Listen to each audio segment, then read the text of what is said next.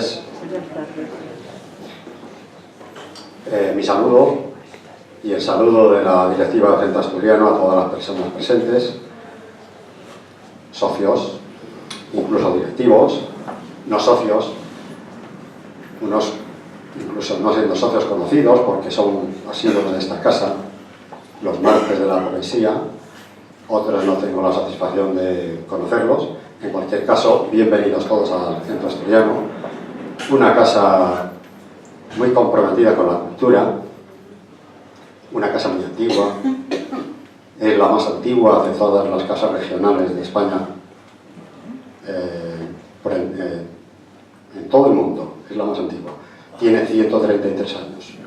Casa abierta a todas las personas que quieran disfrutar de actos culturales, lúdicos, deportivos, porque tenemos una finca muy hermosa a 25 kilómetros, donde, además de actos lúdicos, digo, actos culturales también, pues se dan más los lúdicos y deportivos. En cualquier caso, todos bienvenidos. Mis disculpas, o más bien las transmito, las disculpas de nuestro presidente, que por motivos profesionales no puede estar aquí, cosa que le gustaría mucho, como es natural. Aquí los actos se programan para presidirlos la máxima autoridad del centro disponible, y como en este caso no está él, pues me toca a mí. Hoy presentamos un libro, cosa que nos gusta mucho. Y cuando se presenta un libro es como poner una figura del árbol, bautizarla. Y este libro, con un título cuando menos enigmático, porque algo dice detrás, nos lo ofrece, nos lo brinda don Vicente Alcaraz García. Es economista, auditor y ha sido premio de investigación de Fundesa. El título del libro, los que lo hayan podido ver, es Cambio de era, el valor de las naciones. Van a intervenir una serie de personas, que las voy a citar además por el orden que van a intervenir. En primer lugar lo va a hacer Soledad Martínez. Soledad Martínez es una persona muy querida por el Centro Asturiano de Madrid. Muy querida, lo primero, por su persona, porque es digna de cariño, digna de querer, y nosotros, por cierto, la queremos de verdad. Ella lo sabe. Y sobre todo, por sobre todo digo no, y segundo, por su valía en las actividades que ofrece. Aquí, en este centro, lleva a cabo los martes de la poesía, que es el último martes de cada mes, con un auditorio lleno a reventar, con gente muy competente, como poeta, como rapsoda. Ella es genial recitando, lo que pasa es que nos regala pocas actuaciones, porque quiere ceder el espacio a todos esos poetas que vienen siguiéndola a ella. Creo que ahora, en breve, en un acto próximo, la vamos a escuchar. Entonces, bueno, Soledad va a hablar en primer lugar, porque va a hacer una semblanza del autor. En segundo lugar, hablará don Augusto Castañeda, que es vicepresidente de la Cámara de Comercio e Industria de Madrid. Y, entonces, en tercer lugar, don Vicente Llopis. Bueno, don Augusto Castañeda está en la extrema derecha de la mesa, el autor está aquí a mi derecha, y don Vicente Llopis en el extremo izquierdo. Soledad no hace falta que la presente porque todos la conocéis tan bien como yo, o mejor. Entonces, bueno, en tercer lugar habrá don Vicente Llopis, y luego estaremos atentos y ávidos de escuchar lo que nos quiera decir el autor. Y no voy a hablar nada más, porque aquí a quien hay que escuchar es a los que saben. Yo no he tenido la suerte de leer el libro, poco podía decirle, de modo que cedo el micrófono a Soledad para que nos vaya ilustrando un poquito. Muchas gracias.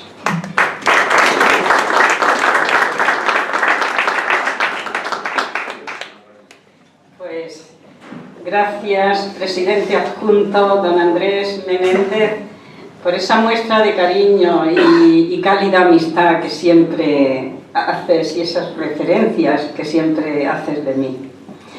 Buenas tardes, señoras, señores, y repito la bienvenida que el presidente adjunto les ha dado. Es muy grato para mí estar hoy ante esta tribuna colaborando con tan notables profesionales de la investigación, economía, derecho, periodismo, en la presentación del último libro de don Vicente Alcaraz García, Cambio de era, el valor de las naciones. Yo tenía aquí apuntados unos nombres que ya, como don Andrés ha dicho, no es necesario repetir de quienes nos acompañan. El autor, a través de este libro, creo yo que nos llevará al mundo de la ciencia empresarial. Digo creo porque no había tenido ocasión de leerlo, lo he ojeado esta mañana cuando me va a dar. Aportando innovaciones y nuevos recursos. Su presencia, amable y apacible, dice mucho de la profundidad de su persona, y el conocimiento de su currículum profesional nos indica la riqueza de un mundo personal hecho a golpes de estudios y experiencias. Don Vicente Alcaraz García es doctor en Ciencias Económicas y Empresariales por la Universidad de Alicante, en la que ejerció como profesor 30 años. Especializado en el campo de la economía financiera, auditoría de cuentas, cambios estructurales y en el arte. En 1988 obtuvo el premio de investigación Fundesen, junto con el profesor Clemente Hernández, por el trabajo y libro publicado Cambios en el tejido empresarial de la provincia de Alicante. En 1990 publicó el libro La auditoría, el perito y el consultor en la prueba. Desde hace años estudia los cambios de era, el desarrollo de la investigación, la tecnología, la innovación y su repercusión estructural en todas las actividades, apreciando la sustitución de los trabajadores, recursos humanos, por el progreso tecnológico y los nuevos valores en las naciones. En 1985 participó en la elaboración de un estudio de investigación sobre el empleo irregular que realizó el Ministerio de Economía y Hacienda. En 2012 colaboró en el libro del Bicentenario del Tribunal Supremo del Reino de España y fue el curador comisario que realizó la selección y coordinación de los artistas para la exposición de pintura de los países que componen la Cumbre Judicial Iberoamericana. Y yo, ahora, después de presentarlo, pediría un fuerte aplauso para este hombre erudito, polifacético y importante.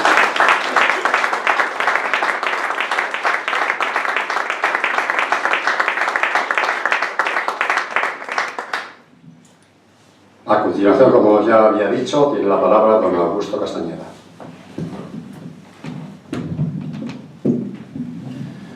Hola, buenas tardes a todos. De don Vicente Alcaraz poco les voy a añadir del personaje, porque sobre todo, ante todo, es amigo mío y creo que es uno de los economistas que ha sabido crecer con el tiempo y ver cómo las cosas han ido cambiando y evolucionando, cosas que hasta la fecha pocos han sabido ver. Voy a intentar describirles un poco el libro y mis pensamientos sobre el mismo. Del libro del doctor Vicente Alcaraz, sugerente por muchos motivos, destaca sin embargo la percepción de un fenómeno del que mucho se habla, poco se comprende y casi nada se trata. En su libro, el autor analiza en detalle lo que denomina cambio de era, y lo sitúa entre los años 80 y 90 del siglo pasado. Según él, su principal característica es la sustitución de los recursos humanos por los tecnológicos, lo que permite la circulación de ingentes cantidades de información en tiempo real y acelera procesos sociales complejos que deben analizarse con mentalidad nueva para poder vislumbrar su alcance. El problema, como bien señala el autor, es que no hay políticos a la altura del reto. Pues bien, esa falta de políticos dotados de los conocimientos suficientes y escasos de vivencia de la realidad ciudadana ha incidido de manera sustancial en la forma de gestionar instituciones y estructuras económicas en proceso de cambio acelerado en la medida en que la sociedad ha evolucionado. Las innovaciones y la reducción de tamaño de ordenadores, procesadores, teléfonos móviles, comunicaciones, etc., son extensibles a todas las actividades económicas, instituciones, mercados, defensa, sanidad, enseñanza, investigación, etc., produciéndose avances de tal magnitud que al ser incorporados a los sectores económicos ocasiona un proceso paulatino de sustitución de trabajadores por medios tecnológicos. El autor analiza cómo situaciones sociales y económicas novedosas se gestionan mediante políticas que son fruto de procesos mentales lastrados por la inercia de tiempos pasados. De ahí que proponga algo que me parece un acierto intelectual de primer orden, a saber, un replanteamiento de las políticas fiscales tendentes a sustituir la tributación per cápita por la de los recursos tecnológicos que van sustituyendo inexorablemente a los humanos. Solo por este novedoso enfoque merecería la pena la lectura cuidadosa del libro del doctor Alcaraz. Y no digo más porque la limitación de tiempo del que dispongo me impide avanzar en el análisis de lo que, a mi juicio, constituye una importante aportación al campo de la sociología contemporánea. Les invito a leerlo con el detenimiento que merece. Muchas gracias.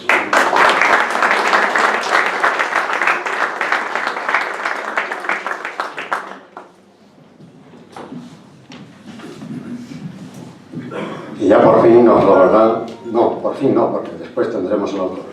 Ahora nos va a hablar don Vicente Llopis.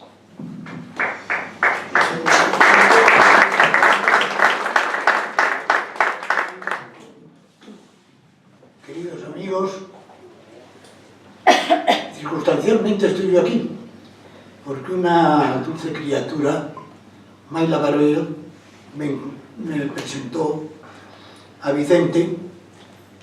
Coincidimos en muchas ideas, me habló de la presentación del libro y yo, que soy un audaz, a pesar de los años, le sugerí si podía participar un ciudadano de a pie, como somos la mayoría, para asimilar no solo lo que el libro, que es un libro fabuloso, magnífico, sino lo que nosotros sentimos de los problemas que vivimos y cómo se recogen dentro del libro.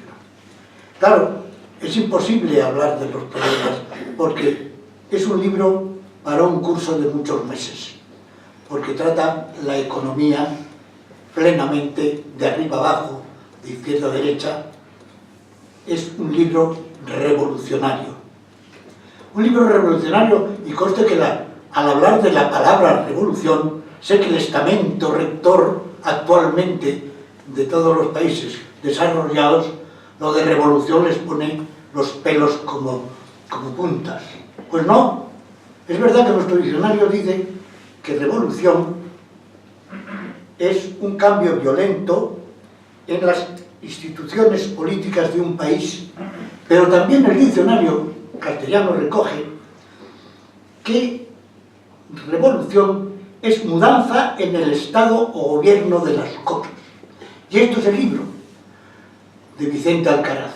Es la mudanza, el gobierno de las cosas para que las cosas sean mejor. Ha hablado también Castañeda de la revolución tecnológica. Efectivamente, el libro recoge cómo la tecnología ha ido arrinconando un poco el factor humano, pero cómo también esa economía tiene que participar en la riqueza indudable de la sociedad. El libro está escrito en un idioma claro, directo, familiar y cercano. Difícil en un libro de economía. Ustedes leerán el libro, yo les invito a ustedes a que se lleven el libro porque es verdaderamente satisfactorio cómo comprende uno cosas económicas que no comprendería de otra forma. Yo recuerdo al primer poeta castellano, Gonzalo Berceo, cuando decía que hablar en román paladino, que es como habla el hombre a su vecino. Pues ese román paladino es el que utiliza Vicente en su libro para acercarnos a los difíciles temas de la economía al conocimiento del ciudadano. Habla él también de alarmantes situaciones que atraviesa la sociedad, quizá por una deficiente administración, que son el paro, que es la precariedad, en lo que no me voy a detener, por supuesto, pero sí voy a detenerme en el capítulo 10, que está referido a el costo, aunque no está valorizado, el costo que tiene nuestra democracia y nuestro Estado. Dice Vicente Alcaraz en el libro, parte del Senado, parte del Congreso, y el Congreso no duda nadie que es algo fundamental porque es la representación popular, porque van allí los representantes que nosotros votamos en las urnas, nos representan. Pero curiosamente hay otra institución paralela que es el Senado. Cuando se abrió nuestro país a la democracia, yo formé parte de una comisión que estudiábamos la forma de cómo íbamos a resolver, a situar los ayuntamientos democráticos y lo que iba a ser, lo que luego resultaron las comunidades. Ya dije entonces que me parecía que indudablemente que la democracia española iba a resultar cara, y ya lo creo que resulta cara. Vamos a ver, el Senado, todos nosotros vamos a ir, al final, me parece que en noviembre de las elecciones, a depositar en las urnas, vamos a depositar una papeleta blanca cerrada, donde vamos a depositar nuestra preferencia por el partido político que creemos que mejor nos va a gobernar. Y vamos a tener otra de color naranja, donde van los senadores, que es lista abierta, donde ponemos una cruz en aquellos que nosotros queramos elegir. Pero es una hermosa trampa, porque resulta que cuando lleguen al Senado no representan la territorialidad ni a los que le han votado, representan al partido político al que pertenecen. Entonces es una duplicidad tremenda, el Senado debe ser suprimido. Y miren ustedes lo que cuesta el Senado. Los cientos de senadores y lo que cada senador arrastra. Pero cuando hicimos la conformación política de la Nueva España, de las comunidades, pues otorgamos a cada comunidad su asamblea y su gobierno. Y en este momento, en este país, nos encontramos con el gobierno central más las autonomías, nos encontramos con 20 parlamentos, 20 gobiernos. Imagínense lo que arrastra el costo tremendo que esto supone, que hay que revisar indudablemente. Pero hay todavía otra cosa más grave, yo digo que es grave, porque nos cuesta mucho dinero, que son las diputaciones. ¿Qué pinta una diputación cuando hemos creado una comunidad a la que ha transferido el gobierno central una serie de atribuciones que son las más importantes y que son las que desarrolla la comunidad? ¿Para qué queremos las diputaciones? Borradas las diputaciones. Esto se contiene en el libro de Vicente, porque Vicente ha estudiado muy bien todas estas cosas, indudablemente, y demuestra las dificultades de gobernar, pero que hay también una economía nueva que puede llevarnos de nuevo a disfrutar lo que, qué duda cabe, hemos perdido, que es un bienestar. Y yo termino recordando o haciendo mías o parodiando un soneto, esto va dedicado a Vicente directamente, un soneto de un poeta dulce que es Ruiz de la Serna, en un soneto dedicado a la locura del Quijote, en que dice: gracias te doy por este grano de locura que sembraste, Señor, en mi cabeza. Y yo te digo, Vicente, gracias te doy por la lección de economía que has logrado meter en mi cabeza. Y señores, el libro de Vicente logra que un ciudadano de a pie, como el que les está hablando, llegue a conocer indudablemente las cuestiones de la economía. Muchas gracias, Vicente, por la gran lección que para mí es tu libro.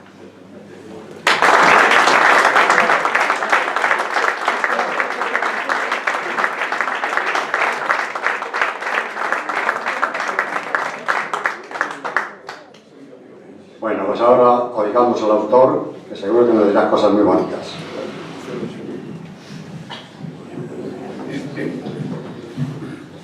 Bueno, en primer lugar, gracias a todos ustedes por estar aquí, por expresar yo mis pensamientos sobre el trabajo que he realizado. Y extraordinarias gracias a todos los que me acompañan aquí a la mesa, porque no sé qué decir.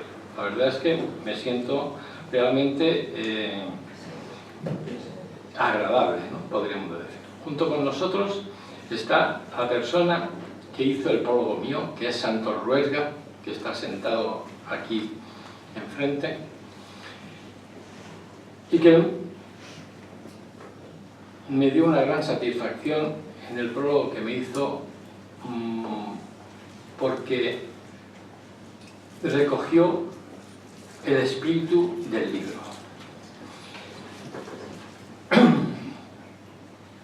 Este libro, cuando empecé a realizarlo, fue pues aproximadamente sobre el año 1986, y realmente tiene sobre unas 3.000 hojas, páginas, que conseguí reducirlas a estas 200, un poco para que fuera agradable. Incluso molestaba a muchos compañeros míos, mareándolos y diciendo: oye, lee esto, a ver si te parece bien, si lo entiendes, etcétera, etcétera. Y bueno, y esa fue la filosofía y el espíritu que me movió a trasladar mi pensamiento. Yo me di cuenta, a partir del año 1982, que toda la economía estaba cambiando por una serie de razones, de que se estaba separando y definiendo lo que es la economía pública y la economía privada. Analizando los sectores económicos y todo lo que conlleva conmigo, me fui a estudiar a todos los políticos, pensadores, desde el año 500 a.C., lógicamente, más que nada para tener yo una idea de la realidad en la que estamos viviendo. En ese compás ya nos situamos en el año pasado, en donde yo ya termino de cerrarlo definitivamente. Y me doy cuenta de algo muy especial. Y es que de nada nos ha servido toda la experiencia que nos han dejado todos los pensadores, desde Aristóteles, Sócrates, Tito Livio, Chanakya Pandita, David Ricardo, Karl Marx, en fin. Nos encontramos con en una sociedad que prácticamente no tiene sentido en la medida en que el bienestar que parecía que estábamos logrando ya desaparece. En ese espacio analizo que nunca la población en sí, como población, como habitantes, se habían tenido en cuenta en la economía. De ahí que me lleva a establecer un valor. El valor es que el mundo tiene una serie de recursos y todos esos recursos tienen que ser divididos entre el número de habitantes. Lógicamente, lo mismo digo en el aspecto de que si somos de Europa, pues lógicamente toda Europa está dividido entre el número de las naciones y las naciones a su vez entre el número de habitantes. Y a su vez, si nos vamos a una empresa, nos damos cuenta de que el valor de una empresa es la división de lo que es el valor de la empresa entre todos sus trabajadores. En la medida en que los trabajadores participan y se desarrolla la empresa, en esa misma medida nos encontraremos y nos sentiremos mejor. Yendo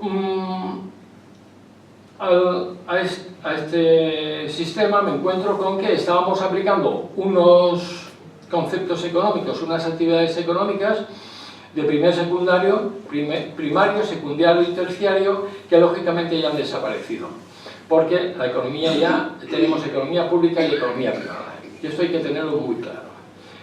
Ya Keynes en el año 1929 ya señaló que la economía estaba tomando otros cauces que no eran los normales de los planteamientos liberales, neoliberales, etc. En definitiva, me encuentro con que tengo un sector de la población, que yo le denomino sector político 1, sector político 2, sector político 3 y sector político 4. ¿Qué es el sector político 4? Pues el sector político 4 es el sector social, en donde tenemos la UNESCO, las religiones, etc. Que son todos consumidores, pero que lógicamente son consumidores de actividades económicas. El sector 3, que es el sector privado 3, que son donde están todas las actividades económicas en sí, y se recoge la economía privada. El sector político 2, que recoge, lógicamente, el sector público. Y el sector político público 1, que son los mayores consumidores y lo que más esfuerzo hace realmente en el mantenimiento de la economía, y de forma inconsciente no se les tiene en cuenta prácticamente para nada. Y nos encontramos con que, por ejemplo, una mujer que está trabajando en una empresa y se queda en el Estado, pues lógicamente llega un momento de que no puede seguir trabajando y tiene que tener un niño. Entonces resulta de que no se tiene en cuenta dentro de la economía desde el punto de vista de la producción. Cuando esa persona va a tener un niño, cambia su sistema de alimentación, necesita un tratamiento médico diferente, ya no está trabajando, está sustituyendo por otra persona. Luego tenemos los niños pequeños, los palulitos, que vemos que los pábulos pues solamente son consumidores, y vamos subiendo la escala hasta los 25-26 años en que nos encontramos con los universitarios. A partir de ahí tenemos la población activa. La población activa se puede situar en 9, 10, 11, 12, 14 millones, pero teniendo en cuenta que la población nuestra es muy superior a eso. Y luego, a partir de los 65 años, está un sector que no se tiene en cuenta absolutamente por parte de los representantes de los estados, hasta tal punto de que los que tienen 70 años para arriba ni siquiera son considerados. Si alguien va a pedir un crédito que tiene más de 70 años, le piden un aval o la garantía de una hipoteca si un banco le tiene que dar un crédito. Hasta ese punto. Y, lógicamente, cuando una persona se jubila, resulta de que esa persona es uno de los mayores consumidores, porque mueve toda la economía del turismo, y precisamente en las épocas donde no hay turismo. Además, con sus ahorros, suelen mantener casi todos cuentas corrientes en los bancos. Encima los bancos los engañan. Bueno, y así sucesivamente. O sea, que si nos damos cuenta, a lo mejor lo que no hemos hecho a lo largo de nuestra vida, que es aprender a bailar, pues a lo mejor a partir de los 65 años nos encontramos que queremos aprender a bailar. Bueno, pues toda esta población no está contemplada realmente en la economía como actividad económica, cuando realmente son los mayores consumidores económicos. Entonces, en la economía solamente se encuentran los trabajadores, que es la población activa, y el empleo va dirigido a la población activa. Por otro lado, y entrando dentro de este mismo tema para seguir un poquito más adelante, pues todos los que tienen sus fondos de pensiones han estado tributando a lo largo del tiempo, de sus 35, 40 años, 20 años, los años suficientes, han cotizado de forma independiente, de forma personal, y lógicamente el Estado le da su vida laboral. Si cualquier persona tuviera ese fondo de pensiones en un banco, el banco lógicamente le pagaría los correspondientes incentivos por tener el dinero en el banco, en el tiempo, etcétera, etcétera, etcétera. ¿Qué ocurre? Que los fondos de pensiones, puesto que tienen su vida laboral y son independientes, debieran de ser personalizados e intocables. Y sin embargo, el Estado utiliza esos fondos de pensiones y espera a que vengan de atrás para sustituir a otros, para que vayan pagando a otros. O sea, establece un sistema piramidal, ¿vale? Una auténtica estafa, podríamos decirlo así. Por lo tanto, todos los fondos de pensiones de todos los que estamos cobrando las pensiones, pues digamos que nuestro fondo de pensiones no lo tenemos, porque realmente tenemos que esperar un recambio. Lógicamente, esto es uno de los problemas grandes que tienen principalmente casi todas las economías, pero sobre todo lo que hay que forzar es que los políticos entiendan que son votados por la sociedad y que la sociedad tiene el derecho, porque así se les vota, entendiendo que nosotros necesitamos personas que tengan más conocimientos para desarrollar y proteger precisamente a la población, a la sociedad, a los recursos y su bienestar. Dentro de esa misma línea de trabajo, nos damos perfectamente cuenta de que se está sustituyendo, la tecnología está sustituyendo a los trabajadores. Y cuando se hace el análisis de los 3 sectores que teníamos, o 4 sectores, ampliando a un 4, se convierten en 8 sectores de actividades económicas. Y esos 8 sectores, en donde la investigación y la innovación es fundamental, los nuevos mercados internet también es fundamental, y esto prácticamente no existía. Cada uno de estos sectores, lógicamente, son los que se están utilizando en cada uno de los sectores políticos que he comentado anteriormente. ¿Qué ocurre en este planteamiento? Pues que al hacer el análisis del organigrama estructurado, vemos que se separa lo que es la economía de los artesanos y la economía tecnológica. Artesanos, pequeñas empresas, etcétera, etcétera, etcétera, no tienen la potencia suficiente para desarrollarse tecnológicamente. Por lo tanto, hay que preocuparse para que, lógicamente, esta estructura artesanal no se pierda, porque además la pequeña y mediana empresa es la que está desarrollando y produciendo mayores ingresos, lógicamente, a la sociedad. Por otro lado, sin parar la tecnología, vemos que no paran. Estaba yo comentando precisamente de que un crucero, con un militar de la Marina, que un crucero de antes, bueno, hace tan solo 15 años, tenía una tripulación de 1.546 personas. Y un crucero actual, como es el Orión, pues tiene 346 personas. O sea, 1.100 personas menos.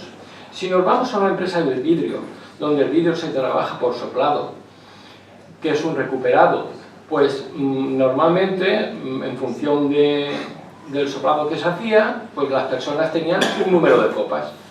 Si se mete un robot, ese robot sustituye a 18 personas. Si nos vamos a un cajero automático, vemos que el cajero automático de un banco está sustituyendo a 4 personas de 6 horas. Entonces, ¿qué ocurre? Que esa máquina que nos está atendiendo a nosotros y nosotros estamos utilizando, para el banco es amortizable, la luz es deducible, los gastos que tiene de mantenimiento también son deducibles. Al cabo del tiempo, esa máquina la cambia por otra de mejor calidad, lógicamente, para dar mayor calidad e incluso, si puede, sustituir más recursos humanos. Por otro lado, desde nuestra casa, nosotros nos dirigimos a una entidad bancaria y podemos hacer todas nuestras operaciones a través de internet con las claves que nos facilita la entidad bancaria. Bueno, pues, ¿qué ocurre? Que estamos sustituyendo, nosotros le estamos haciendo al banco el trabajo. Sustituimos, lógicamente, a las personas que habían en la banca y, lógicamente, le hacemos nosotros el trabajo y encima nos cobran comisiones. Si vamos al tema de la aviación, pues nos encontramos lo mismo. Hoy en día, aviones sin pilotos, para que no tengan riesgo, pues para hacer maniobras y pruebas, pues ahí los tenemos. O sea, que efectivamente está cambiando y va a ir a más el desempleo en función de que cada vez la tecnología va a ir sustituyendo más a los recursos. Y lógicamente, yo digo que la tecnología tiene que pagar lo que sustituye. No digo que lo paguen en su totalidad, pero sí con las variables correspondientes, sacando los números correspondientes para las empresas tecnológicas que coticen a la Seguridad Social para mantener el sistema de la Seguridad Social y al mismo tiempo poner en formación nuevos recursos, nuevas expectativas, nuevas empresas en función de las nuevas tecnologías.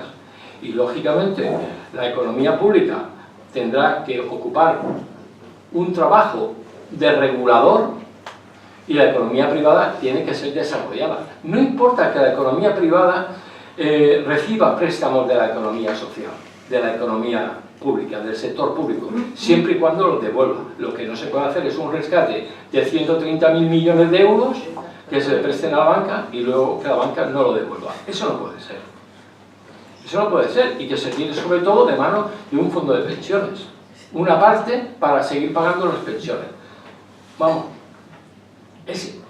estamos ya en una sociedad donde nos damos cuenta que paso a paso va cambiando todo, y sin embargo los políticos los seguimos votando y no tienen los conocimientos suficientes para desarrollar la gestión que necesita la sociedad. Si se tienen que poner a estudiar, si tienen que tener sus asesores en sus propios partidos, que los tengan, pero cuando vayan al gobierno tendrán que tener los conocimientos suficientes y utilizar los recursos que tienen. Los que han trabajado en el mundo público saben que un director general tiene unos buenos conocimientos, tiene su carrera de técnico del Estado, es economista, es ingeniero, etc. Y un subdirector general lo mismo, y un técnico del Estado lo mismo. ¿Cómo es posible que se metan cientos y cientos de asesores y no se utilicen los recursos públicos que tenemos y que tienen los propios partidos políticos a su disposición y que sean de ida y vuelta, de entrada y de salida? No puede ser. Ya la sociedad, en la altura en la que nos estamos moviendo, ya no admite eso. Eso por un lado. Por otro lado, resulta de que cuando entramos en el mundo de la realidad, del valor de los países, nos damos cuenta de que se están utilizando técnicas que nosotros no entendemos. Por ejemplo, en la Comunidad Económica Europea nosotros tenemos negociaciones con ellos, lógicamente, para ponernos en línea. Pero ¿qué ocurre? Que, ¿cómo nos valoran? Nos valoran con una prima de riesgo. Es que una prima de riesgo, ¿eso qué es? Hasta hace unos 10 años la prima de riesgo no se utilizaba. Se coge un país de referencia como es Alemania, que es el más potente, y resulta de que al tomar como referencia los puntos correspondientes que supone el tipo de interés para Alemania, pues en función del establecimiento de su tipo de interés, nos lo aplican relacionado con el nuestro. Y a eso se le llama la prima de riesgo. Y en función de esas características, suben los intereses o bajan los intereses respecto a la deuda pública. Muchos de los mayorcitos que estamos aquí, pues hemos invertido en deuda pública y estamos condicionados con la prima de riesgo, una variable que no sirve para nada. Cuando hablamos del Producto Interior Bruto, el Producto Interior Bruto que recoge todas las actividades económicas y su producción, pero realmente recoge variables como la calidad de vida, el bienestar, no recoge esa variable en absoluto. Entonces, si estas son las medidas que se están utilizando hoy en día, no son válidas ninguna. Cuando vemos, por ejemplo, el Producto Interior Bruto, por centrarlo esto, nos damos cuenta de que hay personas, o sea, grandes estudiosos e investigadores, como Kudden era uno de ellos, y Stiglitz otro, y sin embargo se contradecía uno al otro. O sea, yo digo esto, pero por el otro lado, el otro le contradice. En definitiva, que no son variables reales con las que se pueden utilizar. ¿Qué variables pueden ser tenidas en cuenta y que además son negociables dentro de los propios países y en definitiva, tarde o temprano, se tendrá que llegar a un mercado de las naciones? Porque estamos siempre imbuidos en el mundo de los mercados. En el libro de forma muy detallada lo pongo. Por ejemplo, ¿qué tenemos en España? España es un país riquísimo y sin embargo estamos en la línea de los pobres en la Comunidad Económica Europea. ¿Qué tiene Alemania? Alemania tendrá lo que quiera, pero España tiene un territorio, tiene una situación geográfica, tiene un clima que para que no les duela la cabeza se tienen que venir aquí. Estratégicamente tenemos un sitio súper estratégico. Somos la entrada de África. y al mismo tiempo el enlace con África. Simultáneamente tenemos las Canarias en la parte central de África y en la parte norte tenemos Marruecos, Argelia, etc. Y el estrecho de Gibraltar y la OTAN al lado, en la base de Rota. Vamos a ver, si a mí me pone condiciones la Comunidad Económica Europea en las negociaciones que yo tengo con ellos y me dan para el rescate y me dan por esto, etcétera, etcétera, yo no me voy a poner en valor. ¿Para qué tengo el estrecho de Gibraltar? Bueno, pues igual que pasan por el canal de Suez o por el canal de Panamá, que me paguen a mí por el estrecho de Gibraltar. Y vamos a ponernos todos de acuerdo. Y cada nación tiene que ponerse en valor. Porque mientras las naciones y los políticos no entiendan que son votados por los ciudadanos y que tienen que asumir la responsabilidad solidaria e ilimitada. ¿Por qué? Porque son responsables de las actuaciones que ellos hacen frente a las personas que les votan. Cuando nosotros tenemos una hipoteca de un banco, somos responsables ante el banco para atender esa hipoteca. Pues la recepción es mutua. Si yo voto a un político y el político no cumple con las condiciones y con la oferta que me hace él a mí como ciudadano, él tiene que tener la responsabilidad de poner todo su patrimonio a disposición de la sociedad en el momento que es un político, sea de la ley que sea. Mientras un político no asuma su responsabilidad solidaria e ilimitada, al igual que lo tiene un administrador de una empresa, no haremos nada, porque serán siendo unos irresponsables. ¿Por qué? Porque no tienen nada que ver. Y eso no es así.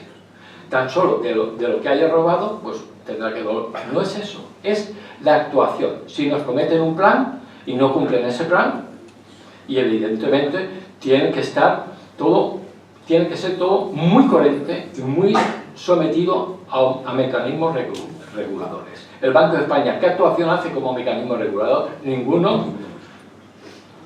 En preferentes. Eso es la mayor ilegalidad que se puede producir en el mundo. Emitir acciones y que no tengan ni derecho de voto si quieren, que luego a la hora de cobrarlas, pues no haya dinero al banco y no las pague. Eso es una estafa total. Pero así sucesivamente. Y el Banco de España ha sido dirigido una y otra vez, y así, y así, y así, y así. Y se va incrementando. Bueno, un poco ya, y teniendo en cuenta lo que he comentado del valor de una nación, que además de esto, lógicamente, tenemos un valor añadido a los valores que he dicho de estratégicos, el valor de la población, que tiene su valor, su formación, la calidad de la población es muy importante. Todos sabemos que la Commonwealth fue por una exportación de cerebros que hacía el Reino Unido de forma continuada a la India y a otros países. ¿Por qué? Porque era la educación, la formación, los conocimientos, las universidades, todos los conocimientos máximos que se puede dar a la ciudadanía para que esté bien formada y con condiciones óptimas para asumir lo que viene. Y lo que viene es un cambio tecnológico y de era mucho más fuerte de lo que esperamos. Y nada más, ya con lo que he comentado, pues al debate lo que ustedes quieran. Y muchísimas gracias.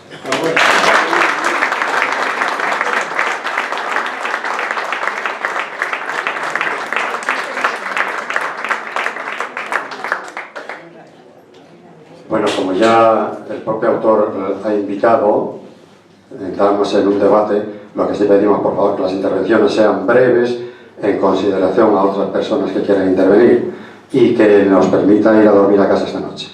Gracias. Maestro, profesor, enhorabuena por la charla, porque te has enseñado. Yo te pregunto, ¿por qué no sales en televisión con todos estos conocimientos? Pues no es un tema mío. Sales en televisión, pero dedicarte. Está todos los días en la televisión de Alicante. Ya sabe el señor Revilla que da buenas clases de economía. Bueno, O sea, la pregunta que formulaban por ahí... Sí, ¿se podría acabar con esa fórmula de Alibaba y los 40 ladrones? O sea, quiero decir... 40, si fueran 40, acabarían enseguida. Alibaba.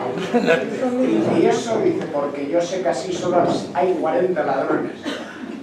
¿Cómo se podría quitar para que los políticos no tengan ese dinero que ellos manejan y todo eso? Que sea una cosa como usted ha dicho. Vamos a ver, es un tema social. Es un tema social, puramente social. Es un problema de educación. No se puede votar a nadie que esté metido en la corrupción. O sea un partido corrupto, o una persona corrupta, o quien sea, no se puede votar eso. Porque el que vota a un corrupto es lo mismo que el que le roba a otra persona. Y es exactamente igual. Es que yo creo que se debería de manejar... No, pero voy a entrar en un momento. O sea, perdón. Entonces, esto es una regla de oro en materia educativa. O sea, y entender lo que es la democracia. Porque la democracia, antiguamente, en Grecia, era que para tomar una decisión votaba todo el pueblo y tomaban la decisión. Después se creó el tema político, que era que unas personas entendían que había otras personas que tenían más conocimientos que ellas y hacían un planteamiento que votaban a favor de esas personas y esas personas eran las que tomaban las decisiones. Pues muy bien, esa era la democracia indirecta. La democracia indirecta era en la que nos encontramos nosotros.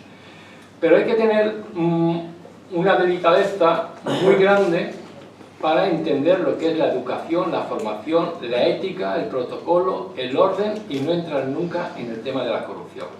Gunnar Myrdal, un escritor, un economista, le dieron compartido el Premio Nobel de la Paz, no se lo dieron de Economía, escribió un libro que era La pobreza de las naciones. En ese libro se detalla ampliamente que el enemigo de la democracia precisamente es la corrupción y que hay que procurar en absoluto que eso pueda producirse. Estados Unidos es un sistema democrático, pero el mínimo movimiento de corrupción automáticamente liquidado, pero liquidado y además juzgado. En Alemania, recuerdo que no hace mucho, un ministro había copiado algunos artículos de un alumno que tenía y automáticamente se enteraron en el gobierno y tuvo que dimitir.